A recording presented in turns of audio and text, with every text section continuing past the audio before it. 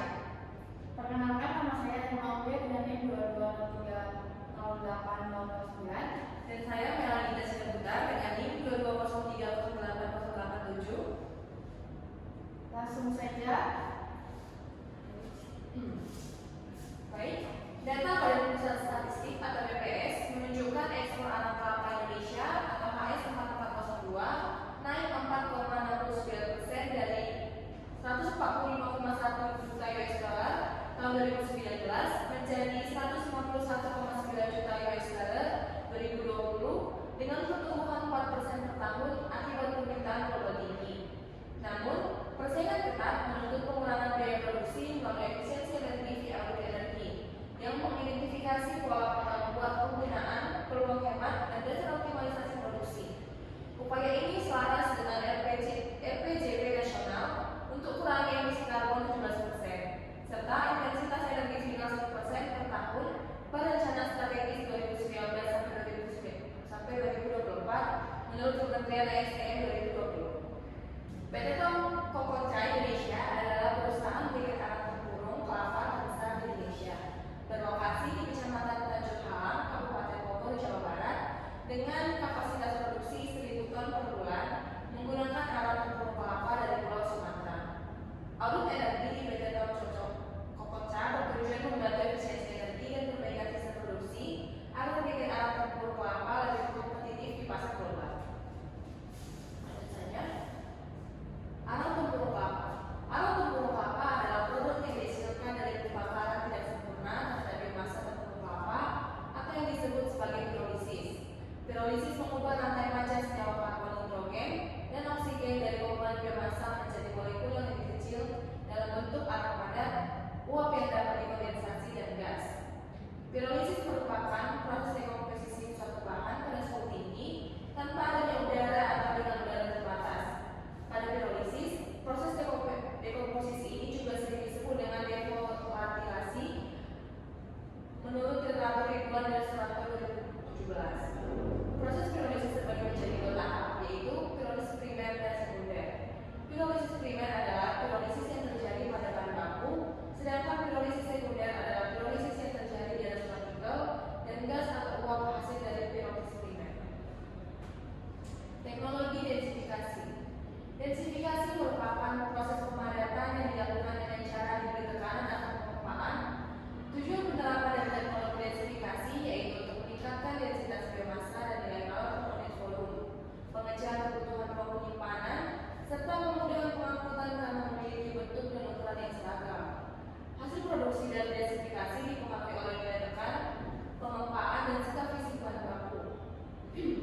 Berdasarkan proses pengempaannya, metode densifikasi dibedakan atas dua metode, yaitu densifikasi dingin dengan tekanan rendah dan densifikasi panas dengan tekanan tinggi. Densifikasi dingin dengan tekanan rendah adalah densifikasi tanpa perlakuan panas pada bahan baku saat proses penekanan, juga pemberian tekanan yang rendah tidak menimbulkan panas pada bahan.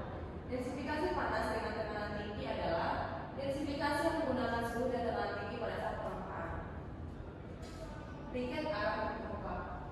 Briket arang adalah hasil dari pengolahan arang yang memiliki sifat lunak menjadi keras dan padat yang dicetak menjadi berbagai bentuk.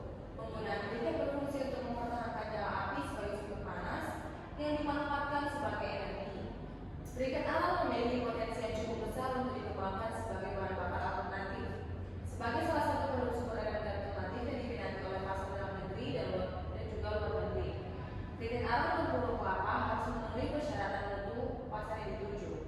Baiklah, di sini ada beberapa proses produksi briket arang dari tempurung kelapa. Yang pertama, penggilingan dan pengayakan.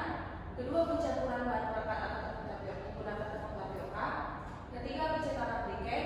Keempat, pengujian bentuk briket. Kelima, penggilingan menggunakan oven. Dan yang terakhir, pengemasan produk.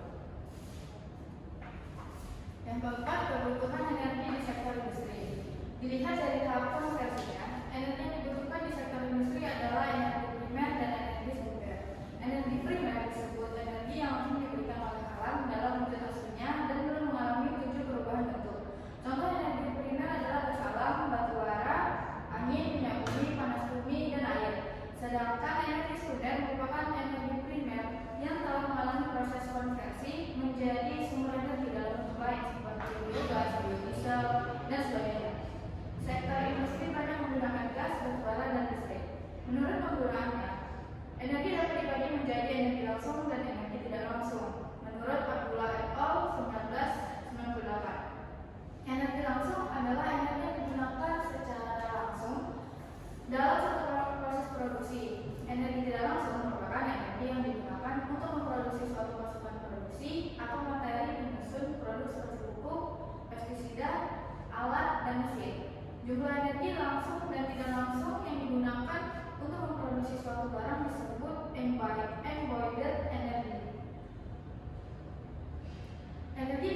energi biologis adalah energi yang berasal dari tenaga makhluk hidup yang digunakan sebagai salah satu input energi pada suatu proses produksi. Dalam suatu kegiatan produksi pada industri selalu memerlukan energi manusia, yaitu sebagai pekerja langsung atau energi langsung ataupun sebagai operator mesin dan alat sebagai energi tidak langsung. Di mana energi yang diperoleh oleh manusia itu berasal dari nilai segi energi makanan dan oksigen, sehingga kapasitas kerja manusia dan hewan itu dipengaruhi oleh sifat tubuh dan komposisi makanan. Kemudian ada audit energi. Audit energi merupakan suatu langkah untuk mengevaluasi pemanfaatan energi dan identifikasi peluang penghematan energi pada suatu proses atau sistem. Hasil dari audit energi ini sendiri memberi rekomendasi peningkatan efisiensi pada penggunaan energi dan penggunaan sumber energi dalam rangka konversi energi. Konservasi energi. Konservasi energi sendiri ini merupakan upaya terpadu, terencana, dan tersistematis untuk meningkatkan efisiensi energi dan meningkatkan efisiensi pemanfaatan yang melestarikan sumber energi dalam negeri. Berikut metode penelitian yang digunakan pada presentasi kali ini, yaitu yang pertama penentuan tujuan dan sasaran audit, kemudian identifikasi sistem dan penentuan batasan audit, bisa disebut dengan preliminary audit, kemudian penentuan metode audit, pelaksanaan detail audit, perhitungan dan analisis data, kemudian kesimpulan dan rekomendasi. Bisa dilihat yang sebelah sana merupakan flowchart yang dibuat dalam presentasi ini. Bisa kita lihat seperti keterangan di bawah, adapun energi biologis manusia digunakan serta bahan bakar minyak diesel, kemudian adapun energi listrik dan energi biomasa. Selanjutnya metode pengambilan data. Yang pertama, pengumpulan data primer. Yang harus dilakukan pertama kali itu adalah pengukuran energi manusia dengan mengukur jam kerja manusia menggunakan stopwatch dan jumlah karyawan yang bekerja. Pengukuran dilakukan dari awal hingga akhir pembuatan briket. Yang kedua, jumlah energi bahan bakar biomasa yang dibutuhkan diperoleh dengan mengkalikan bahan bakar biomasa yang diperlukan dengan nilai kalor dari bahan biomasa. Yang ketiga, pengukuran jumlah energi bahan bakar solar yang diperlukan diperoleh dengan mengkalikan bahan solar yang diperlukan untuk dengan nilai kalor dari bahan solar. Yang keempat, pengukuran energi listrik dilakukan pada alat dan mesin yang menggunakan energi listrik seperti mesin penggiling, pencetak, mesin pengaya, dan lain-lain. Pengumpulan data sekunder. Yang pertama, pengumpulan data sekunder ini dapat dilakukan dengan mengenai luas pabrik dan benang area pabrik. Kemudian data mengenai jumlah pekerja dan pembagian jam pekerja setiap tahapan pembuatan briket. Kemudian yang ketiga, nilai kalor biologis manusia. Yang keempat, dari nilai kalor bahan bakar biomasa. Yang kelima, dari nilai kalor bahan bakar solar. Baik, di sini ada analisis data dan perhitungan. Yang pertama, kebutuhan energi manusia. Bisa kita lihat di layar ada rumusnya, ada keterangan M sama dengan konsumsi energi manusia, JK sama dengan jumlah tenaga kerja, dan T adalah waktu kerja orang dalam 2 jam, dan yang terakhir MF adalah nilai baru manusia sebesar 0,725 megajoule per jam. Lalu yang kedua ada kebutuhan energi listrik. Energi listrik sama dengan P kali T, di mana energi listrik ini adalah energi listrik yang digunakan, P adalah daya listrik yang digunakan dalam satu tempat, dan T adalah waktu yang digunakan selama proses berlangsung dalam 4 detik. Lalu ada kebutuhan energi bahan bakar solar dengan rumus EBS sama dengan M kali M per JPK. EBS adalah bahan bakar solar untuk memproduksi tiap kilogram briket arang dalam satuan megajoule per kilogram briket. Lalu N adalah kebutuhan solar tiap jam dalam satuan liter per jam, dan M sana adalah nilai kalor bahan bakar solar atau megajoule per liter. Lalu yang keempat ada kebutuhan energi biomasa dengan rumus EBB sama dengan JBB kali KMK per JPK, di mana EBB ini adalah energi bahan bakar biomasa untuk memproduksi tiap kilogram briket arang dalam satuan megajoule per kilogram briket.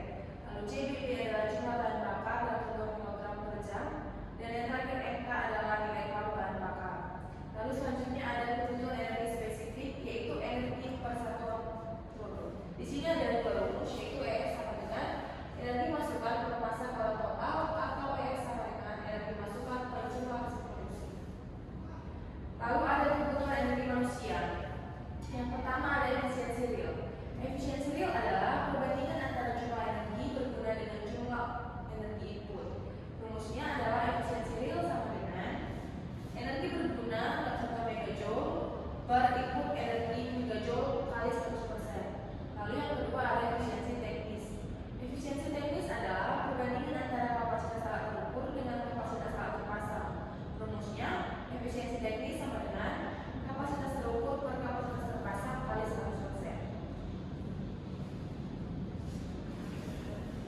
Selanjutnya masuk pada tahap hasil dan pembahasan.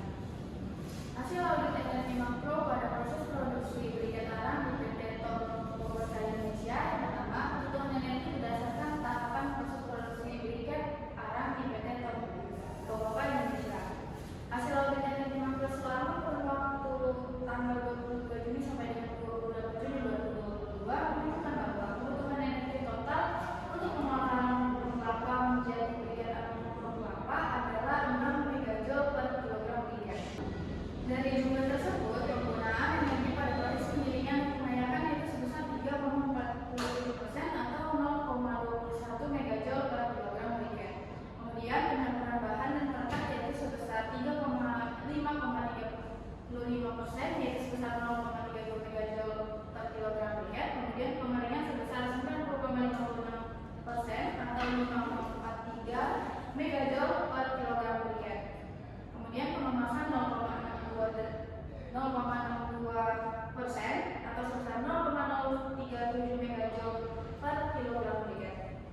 Penggunaan energi terbesar adalah pada proses pengeringan yaitu sebesar 90,56% atau 5,3 megajoule per kilogram briket. Dan yang terkecil pada proses pengemasan. Bisa kita lihat dalam tabel berikut ini merupakan tabel penggunaan energi pada keseluruhan tiap tahapan proses produksi briket arang burung kelapa. Penggunaan energi yang terpakai pada penggilingan pengayaman itu sebesar 8,21 megajoule per kilogram briket, pencampuran dan perekat itu sebesar 0,32, pencetakan briket itu sebesar pengeringan maksudnya. Pengeringan itu sebesar 5,43 dan pengemasan sebesar 0,037. Berikut ada diagram yang sudah kami tampilkan.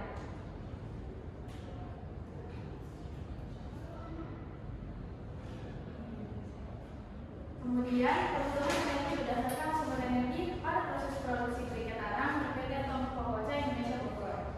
Kebutuhan energi total untuk mengolahan burung kelapa menjadi briket arang burung kelapa sebanyak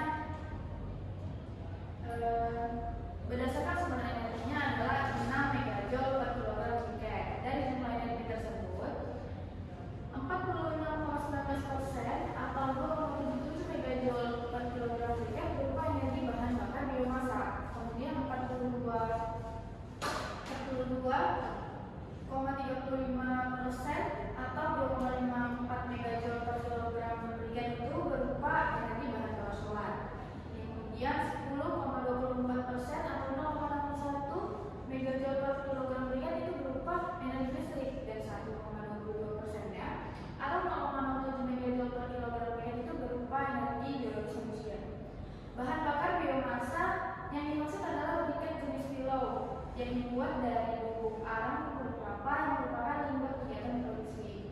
Berikut tabel dan diagram penggunaan energi pada proses produksi briket arang burung kelapa. Merupakan diagram presentasi total penggunaan energi berdasarkan sumber energi di PT Tom Power Indonesia Bogor. Bisa kita lihat diagram menampilkan beberapa persen dari penggunaan energi.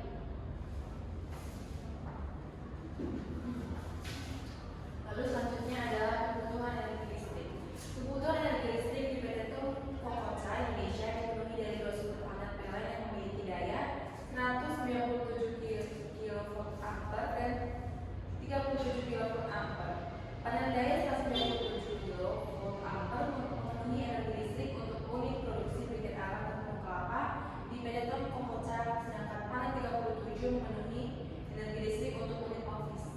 Pada unit produksi, energi listrik terutama digunakan untuk menggerakkan motor listrik. Penggunaan energi listrik untuk proses produksi briket arang kelapa tempurung di PT Tom Power Indonesia sebesar 0,01 megajoule briket atau 10,2% dari kebutuhan energi keseluruhan untuk produksi briket arang kelapa tempurung pada tujuan operasional. Penggunaan energi listrik terbesar yaitu didominasi pada subunit proses pencampuran bahan perekat dan pencetakan sebesar 0,28 megajoule per kilogram briket atau sekitar 45,80% dari total 21 masukan energi listrik, dan pada subunit proses penggilingan dan pengayakan sebesar 0,19 20,59% dari total masukan energi pada proses produksi briket arang dan pokok kelapa. Bisa kita lihat di sini ada konsumsi energi listrik pada unit produksi briket Tembakau Indonesia. Dan di situ ada ditampilkan diagram presentasi penggunaan energi listrik pada unit produksi briket Tembakau Indonesia. Lalu energi bahan bakar solar. Bahan bakar solar yang digunakan di pabrik PT Tembakau Indonesia untuk produksi briket arang dan pokok kelapa, yaitu untuk pemenuhan kebutuhan bahan bakar transportasi, bahan bakar forklift, dan untuk menjalankan mesin dryer jenis mesin dryer. Kebutuhan bahan bakar solar untuk 10 mesin Korea dryer di PT Tembakau Indonesia selama tujuan operasional, yaitu 715.815,50 liter dengan rata-rata penggunaan 1.116,50 liter solar per hari. Sedangkan kebutuhan bahan bakar rata-rata untuk 3 forklift yaitu 124,7 liter dengan rata-rata penggunaan 17,8 liter solar dalam sehari. Kebutuhan energi keseluruhan dari bahan bakar solar pada produksi briket arang di PT Tembakau Indonesia adalah sebesar 2,54 megajoule per kilogram briket. Dan di sini sudah ditampilkan bagaimana seberapa banyak konsumsi energi bahan bakar solar pada proses pengeringan. Berikutnya mengenai energi bahan bakar biomasa. Di pabrik PT Tembakau Indonesia terdapat pemanfaatan limbah pabrik yang digunakan menjadi energi bahan bakar. Limbah tersebut berupa abu arang kelapa dari tahapan proses penggilingan dan pengayakan yang diolah menjadi briket berbentuk kilo dan limbah arang campur kelapa yang tidak masuk di kategori kriteria pada proses penggilingan dan pengayakan.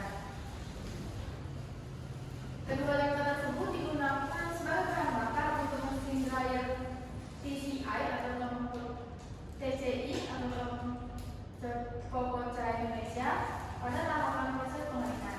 Mesin TCI dryer pada pabrik briket arang PT Tembakau Indonesia terdapat 4 buah dengan jam kerja 3 shift selama 7 hari tanpa hari libur. Nilai kalor dari kilo briket dan arang untuk kelapa dari hasil pengujian di Laboratorium Ilmu dan Teknologi Pangan Fakultas Peternakan ITB masing-masing sebesar 6.328 kalori per gram dan 7.219 kalori per gram. Berikut adalah tabel nilai kalor bahan bakar biomasa mesin TCI dryer di pabrik Tembakau Indonesia dan tabel konsumsi energi bahan bakar biomasa mesin pengering TCI dryer di pabrik Tembakau Indonesia. Selanjutnya energi biologis manusia. Penggunaan energi dalam bentuk tenaga manusia pada proses produksi briket arang kelapa tempurung di PT Tembakau Indonesia memegang peranan penting mulai dari penggilingan dan pengayakan sampai dengan proses pengemasan. Secara keseluruhan, konsumsi tenaga manusia pada proses produksi briket arang kelapa tempurung di PT Tembakau Indonesia kecil, namun dalam proses produksi briket arang kelapa mutlak diperlukan seperti untuk mengoperasikan mesin dan untuk tenaga kerja pengemasan. Hasil perhitungan menunjukkan energi tenaga manusia yang diperlukan di PT Tembakau Indonesia pada 22 Juni 2022 sampai dengan 29 Juni 2022 adalah sebesar 0,073 megajoule per kilogram briket atau 1,23% dari keseluruhan energi untuk pengolahan tempurung kelapa menjadi briket tempurung kelapa di pabrik. Dari keseluruhan jumlah tersebut, penggunaan terusan energi tenaga manusia itu pada kegiatan pencampuran bahan bakar dan pencetakan briket sebesar 0,031 megajoule per kilogram briket atau 22,2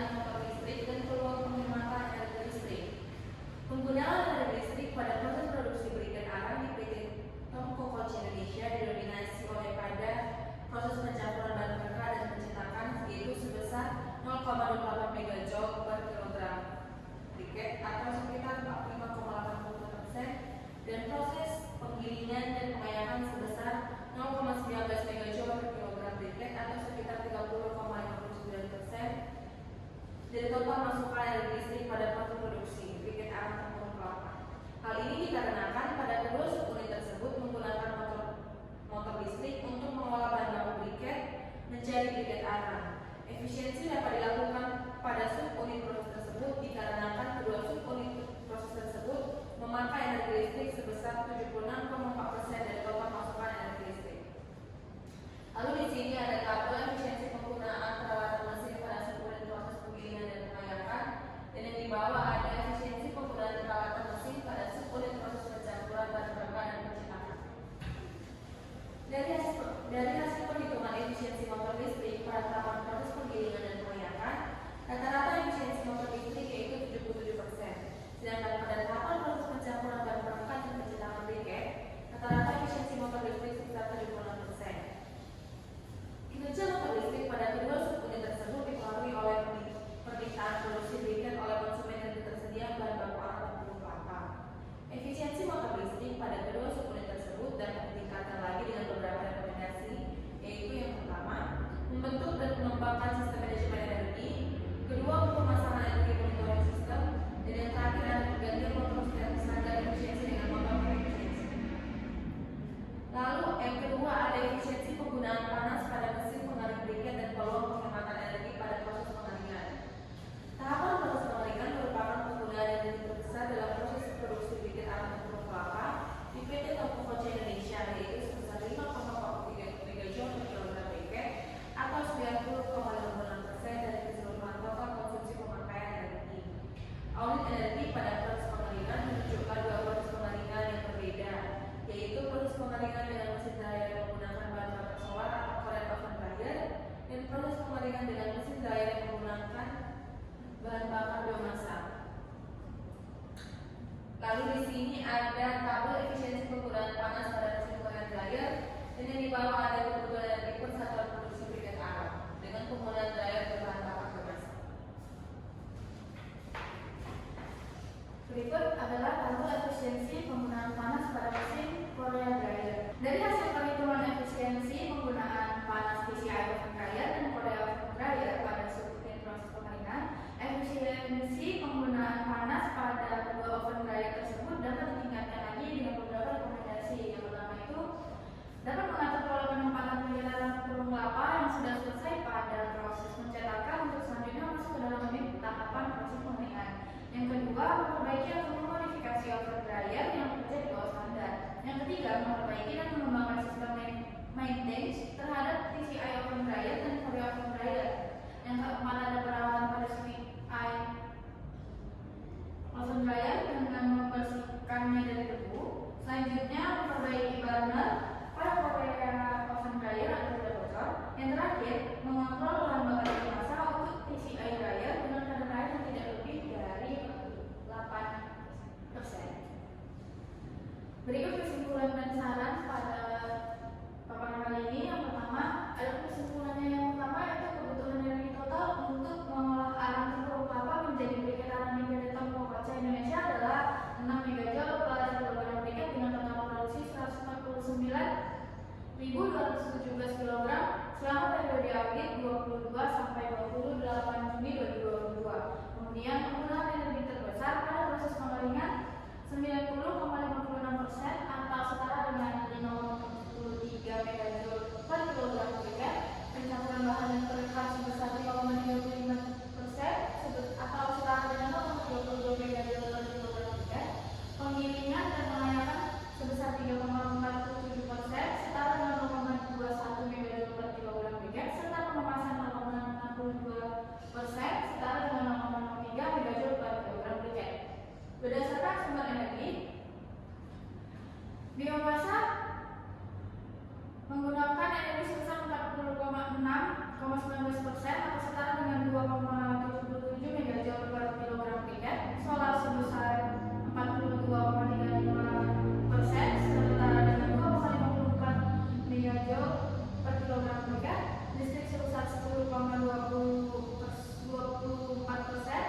atau sebesar 0,61 megajoule per kilogram briket, dan energi biologis manusia itu sebesar 1,22% atau setara dengan 0,07 megajoule per kilogram